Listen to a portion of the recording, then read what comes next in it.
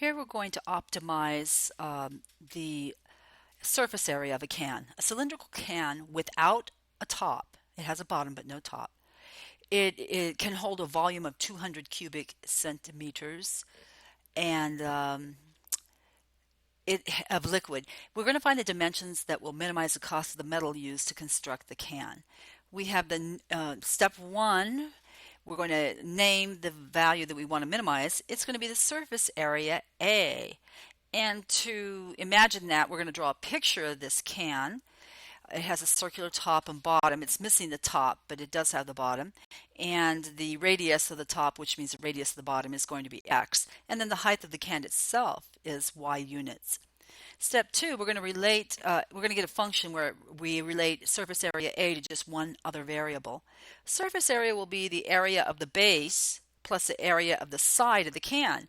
Well, the area of the base is really the area of the circle of radius x, and the area of the side, if you cut open and flatten the side of the can, you get a rectangle with side 2 pi x and the other side is y.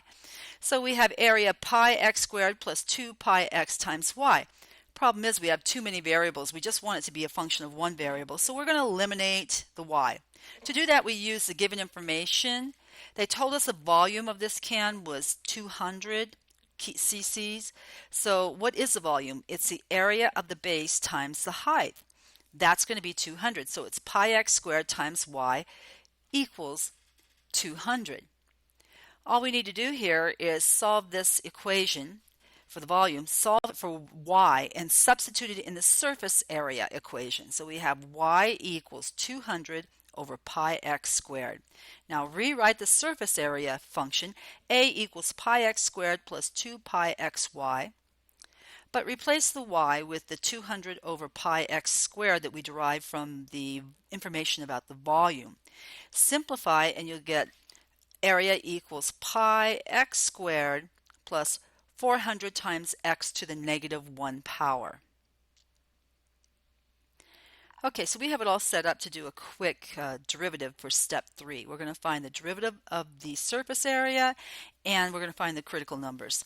A prime of x, take the derivative, you get 2 pi x minus 400 times x to the minus 2.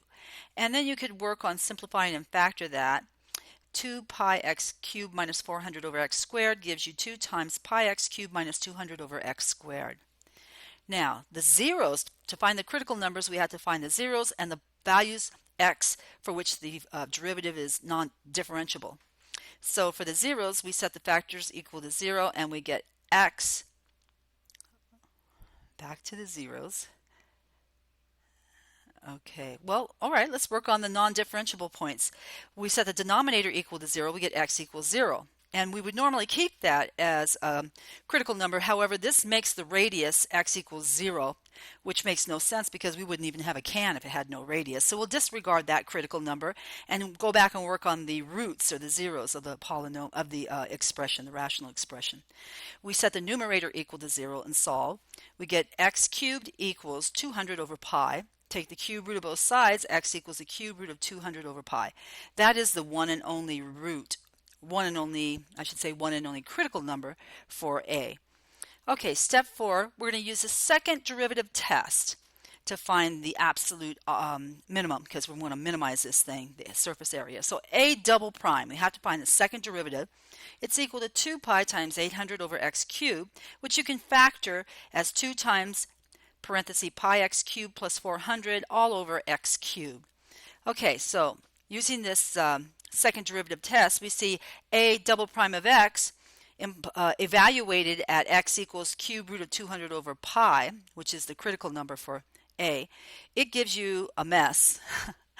All right, so plug in the value that we get here for x and simplify it, and we'll get 2 pi times, well, the pi, it simplifies with the pi, and we get 200 plus 400.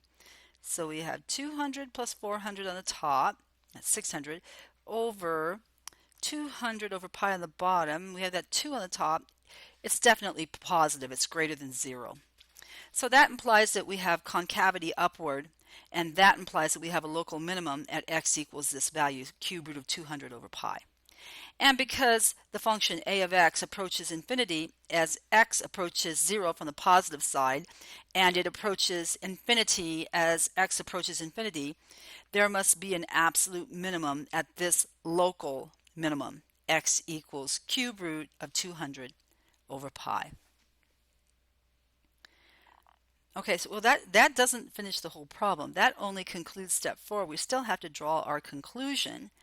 So we'll finish writing this up and we'll continue the problem in the next video.